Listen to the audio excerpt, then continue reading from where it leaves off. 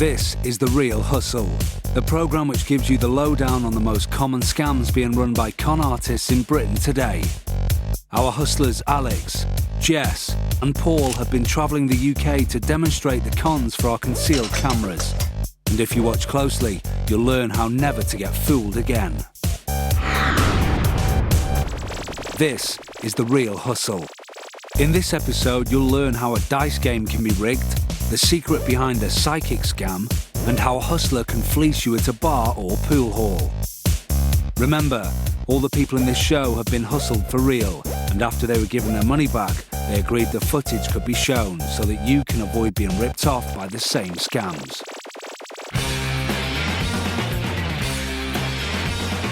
A pair of ordinary six-sided dice have 36 different ways they can land. Where there's odds, there's always a gamble to be had. And where there's a gamble, there'll always be a hustler. This is the Rigged Dice Rip-Off. Any game where dice are used, whether that's backgammon, Monopoly, anything, I can guarantee you that there is a hustler somewhere who spent hundreds of hours figuring out how to rig that game. It's not just about loaded dice. Everyone thinks if you put a weight in a cube, then you can use that to win, but you have to be very subtle even with that. You can cut the dice in a specific way so that they roll to certain sides more times than others. You can even take dice that are completely legitimate and roll them in a cup and control them to a desired outcome. This takes a great deal of skill, but if you really want to get the money, then it's worth the practice. Alex and Paul are on a river tour with some sightseers, but they're not on board for a pleasure cruise. They've come here to prove how a simple dice game can be rigged to a hustler's advantage. This group of punters have been persuaded to play for money. However, they don't know that Alex and Paul are expert cheaters. The game is called Put and Take. Keep sitting on this one. Take four. Yeah, back in it. Two dice are rolled. One is marked P for put and T for take. If it lands on P, the player puts money in. If it lands on T, the player takes money out. It's that simple. Take four. The second dice tells the player how much money they are either putting in or taking out. The options are 1, 2, 3, 4 or all. So the best possible roll is a take all, which means the player can take all the stash for themselves. Let's see how our hustlers do. Whoever gets this is basically what? Definitely. Take four. That's the biggest one. The odds of anyone rolling this are 12 to 1. Yeah, I'm behind the drinks tonight. Yeah. Play goes round and the rest of the players stick in a load more coins into the pot. Back to Paul. What does he throw next? A take all again. I almost feel like I should apologise, but only almost. The odds against rolling two take alls in a row are very high. Come on, no, take all, yeah? Come on. It's come round to Paul again. It's yet another take all. His third take all in a row has beaten odds of 1,728 to 1. The Marks are starting to lose all their coins thanks to Paul's amazing run of luck. I think it's the way you're rolling it. Do you think? There is like a little thing on here, isn't there? Surely he can't keep throwing a take all without being accused of cheating. I did say I was going to get a put all because I had to take all last time. Apparently he can, but the Marks seem to think he's just on a winning streak. With odds of well over 20,000 to 1 against that happening, they obviously haven't been doing their probability homework. Need a take. I'm done. That John out? It is me out. Take four. So, how are the hustlers controlling their throws? If you look carefully at the dice that the hustlers have used, you can notice some of the edges have been delicately shaved like this. Amazingly, this tiny difference in texture causes the dice to rub inside the cup and line up in a winning combination. If they are shaken normally, they will land randomly. But if they are shaken the right way, like this, they'll always give the cheat a winning roll. No way. Which is why the hustlers have been able to empty the pockets of the marks. What did the marks think when we revealed the scam? It gives you another perspective on gambling, I think, because especially we couldn't tell really that they were cheating. So, you know, in the light of that, maybe it just highlights the fact that you shouldn't do gambling even more so, because you can't tell if someone's hustling you or not.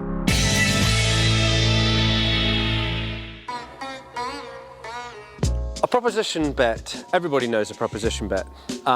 It's basically, I can bet you I can do something. Will you bet against me that I can or cannot do this? A proposition bet is a great way to hustle a few free drinks and a meal.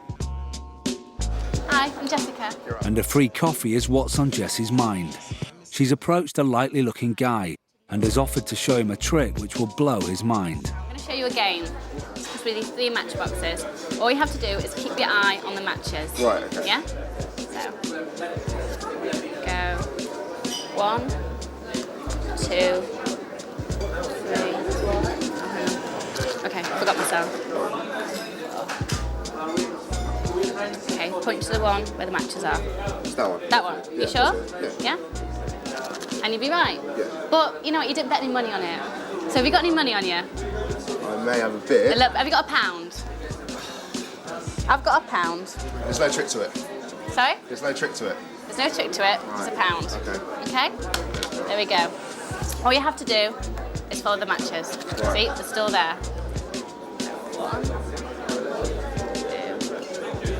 3, 4, 5. Okay, point to the one where the matches are. That one. Yeah. You sure? Positive. You positive? You see, it's a lot more difficult when there's money on the table. Right. But I tell you what, I'll give you a chance to win your money back. I'm going to leave this one out, and we'll go again with 2 boxes. Okay. Okay, so have you got any more money on you? I'll tell you what, get a couple of quid out. I've got my £2. Right. Put it down on the table. Right. There we go. Okay, so remember, Right. keep your eye on the matches. All right.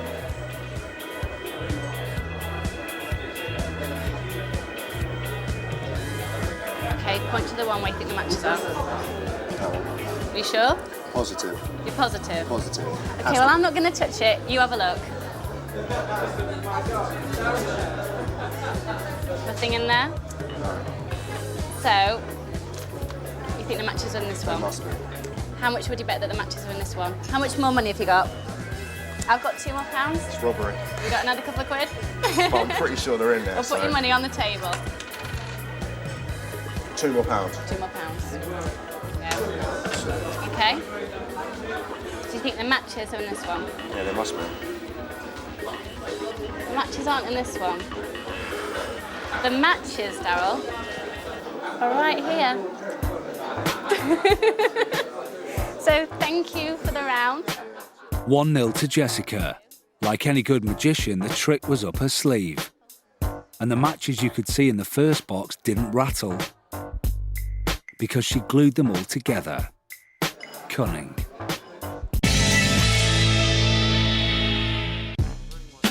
Believers claim a true psychic can accurately foresee the future, and as proof of their skills, psychics may know a stranger's most intimate details.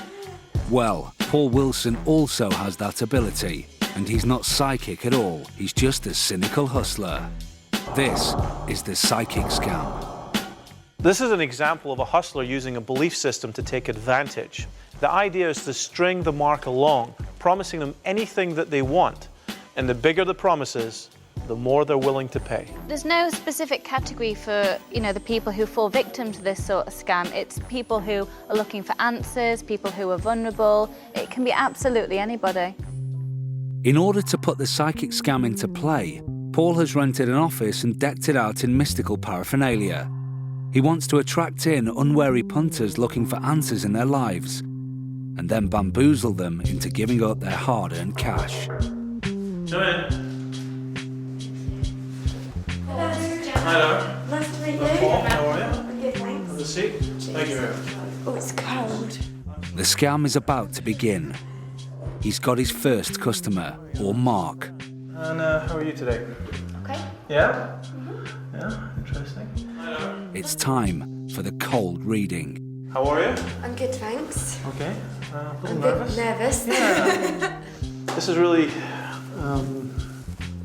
a get to know you kind of session. I use some pretty unusual methods. Okay. Nothing to worry about. We won't burn anything. I basically like to try and see what kind of connection we've got. I'd like you to mix those up any way that you like. Any way is good. Paul uses fortune cards as a prop.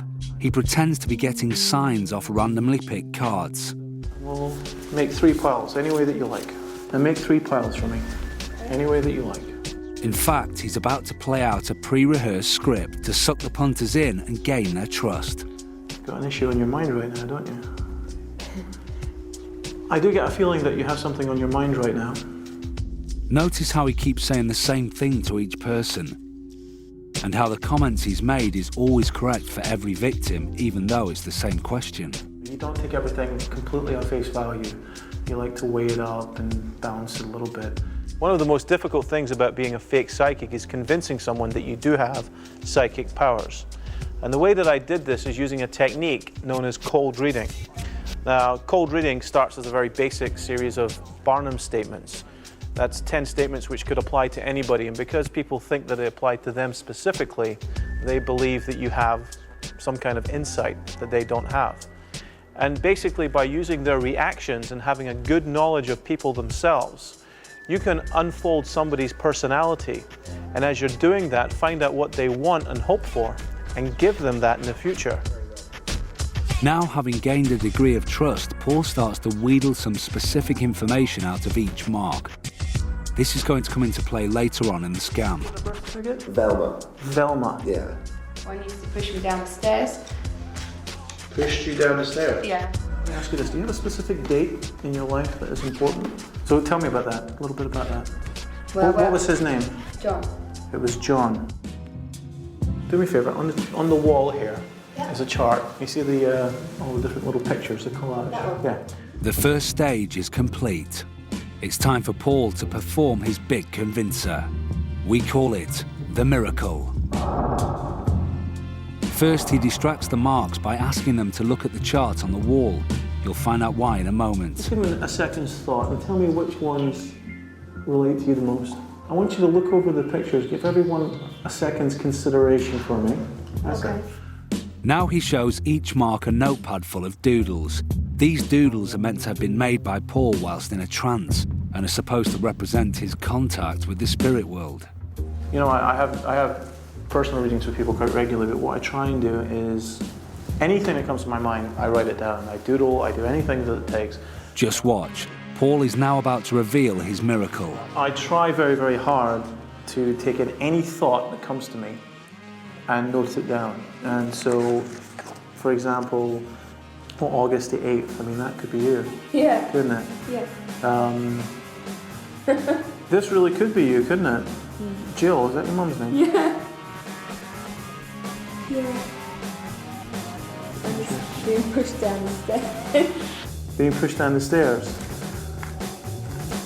That's very, very good. This might actually be you. Paul's hit the nail on the head with details he couldn't possibly have known about.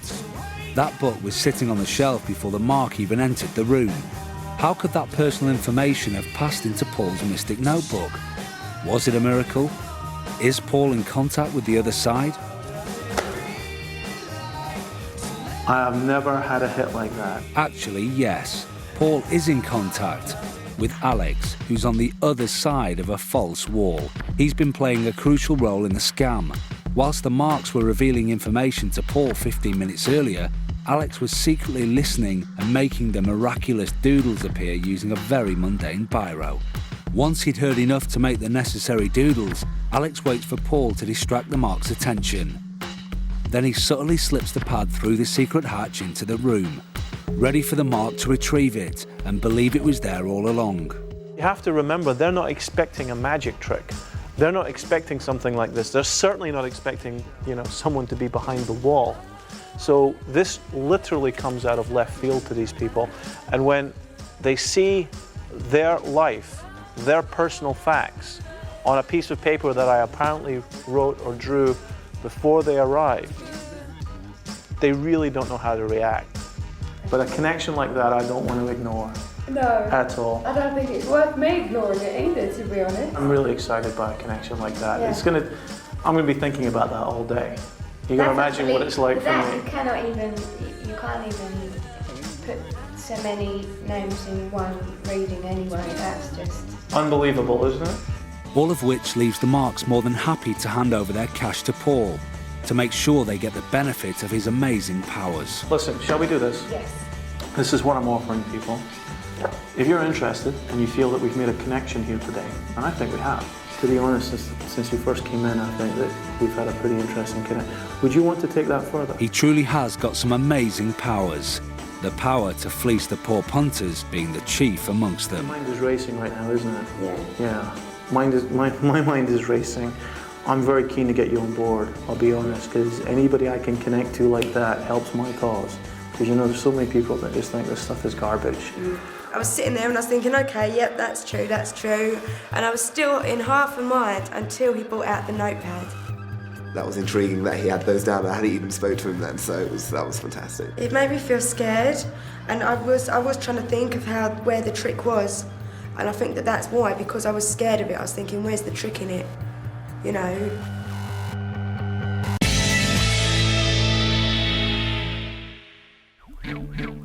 Our hustlers have come to a pool hall for a few games, but there's no time out from scamming. They're here to cheat some quick cash out of the local punters with a pool hustle. Paul's found someone who's up for a challenge. You know, while my colleague sets these up, do you gamble much? Not a lot. This is worth paying just to see. We got 3 balls at the end of the table. The idea is to take the cue ball and hit the yellow ball. But there's rules. First of all, you can't come off the table to hit it.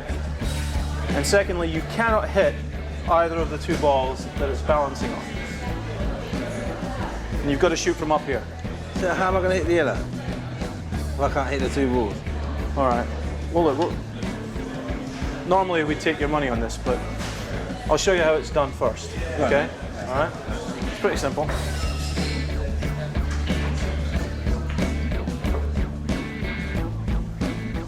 Aim straight for the yellow, but I can't come off the table. I can't hit those 2 balls, okay?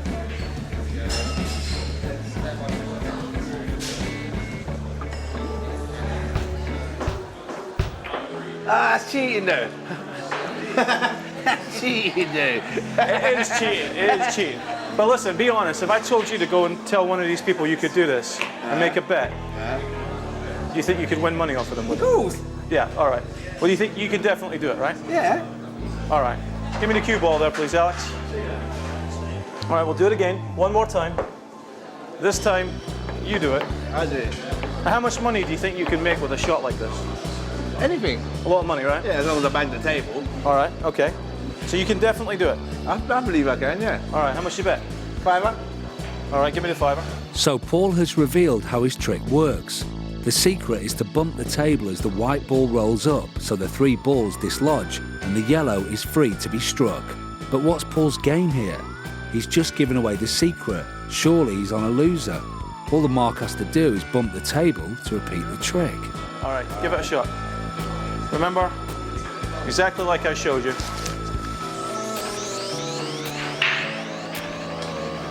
Hit it.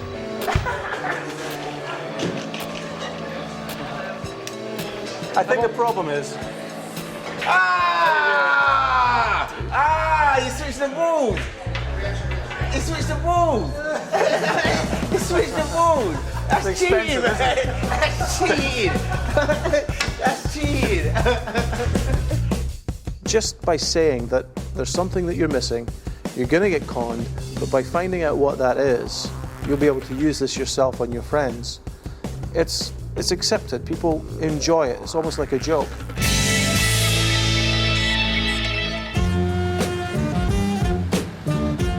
So that's it from our hustlers for this series. we've been let into the secrets behind Britain's biggest scams. But what are the main points to remember from the last 8 shows?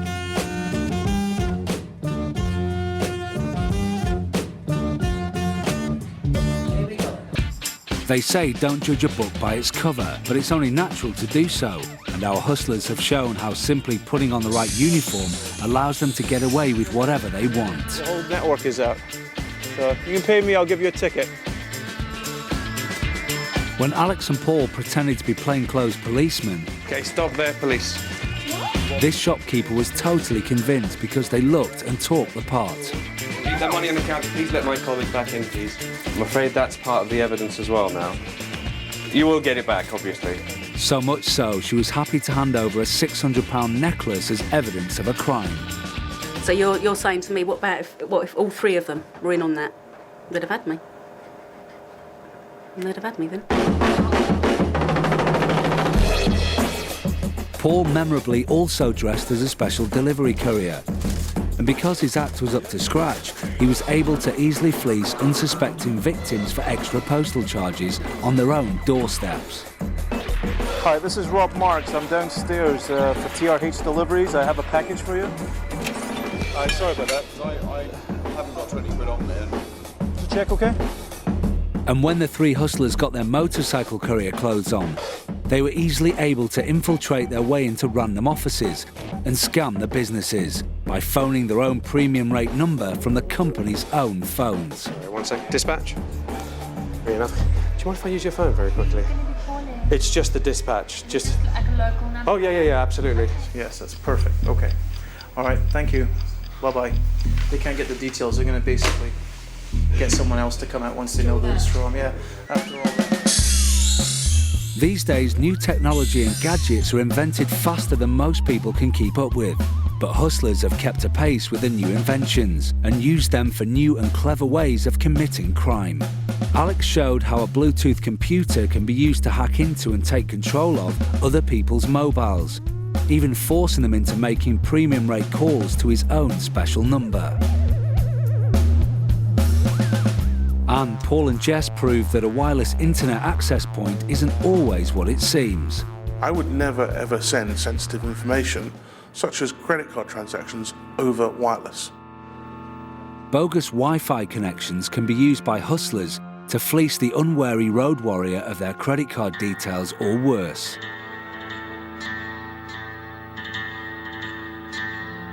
Working as a team, the hustlers even infiltrated an office and planted an electronic keylogger on a Mark's keyboard, proving how internet bank passwords could be vulnerable to a determined attack.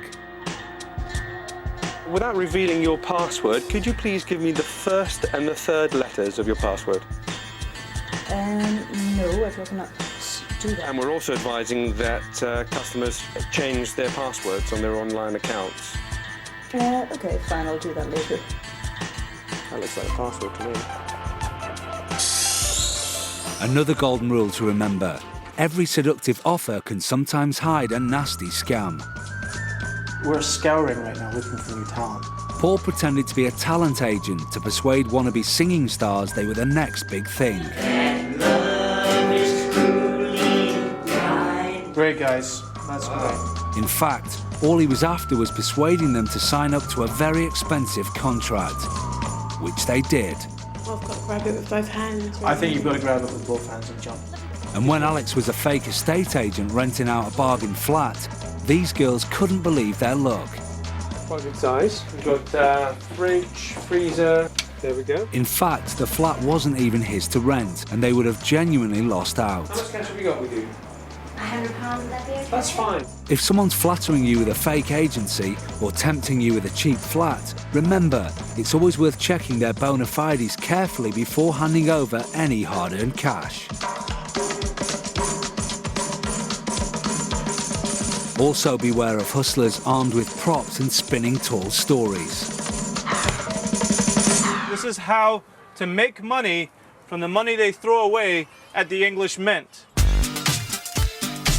There might be a beautiful woman in a bar telling you that she's mislaid a very precious ring. She'll try to persuade you to hand over cash to her accomplices, but don't be fooled. The ring is worth a £5, and you've been played for a sucker. They might be demanding cash compensation for an accident on the street, despite some very dodgy pavement tactics. Oh, please don't be broke. You've just broken my vase. But what was in the box all along? Broken glass. They might hire a car for the day. All right, if I leave a deposit today, when could I pick it up? And sell it for cash over and over again. They might seduce you with dreams of winning the lottery. I won £2,800 on the lottery. No. If she says her friend from overseas wants to sell the ticket for cash, walk away quickly. The ticket is just a fake. 28. Really? A big mess for me, but... Well, I can nip out and get some cash as a cash machine. Do you want to come out and... I'll have a look at you. I trust you. Yeah? Or the simplest con of them all. They might plead with you to just hand over your money. I'm trying to get my company to get me a ticket to get to Guildford. After all, they look far too respectable to be con artists, don't they? The Hustlers showed us how a con artist can use a seemingly impossible bar bet to their advantage. Before I can down a shot, you could down a pint. Now, you see, I said, I can't touch your glasses, you can't touch my glasses. So, thank you very much. Andy's paying for the drinks. Thank you very much. It was lovely to meet you. Lovely, yeah. Thank you. Layers. Thanks. Another thing the Hustlers have taught us is keep a wary eye on your possessions. Pickpockets and thieves have a catalogue of methods to relieve you of your bag or purse. The most common technique is to distract you and then rob you. If you have even the slightest suspicion, don't be afraid to just walk away. Protect your identity, your cards and your cash. Con artists can clone your bank cards at a cash machine or by routing through your bins. 3 credit cards and a loan for £12,000. This one here is basically the whole fascia that would go over a cash point machine. As you can see, it's very authentic looking. It's got all the stickers that would normally be on a normal cash point. Lastly, it's worth remembering, be sceptical. Keep your eyes open but don't get paranoid. Thankfully, real hustlers are still quite rare. And if you know what the scams are, you can easily avoid them happening to you. Just remember the rule of the real hustle. If it sounds too good to be true, it probably is.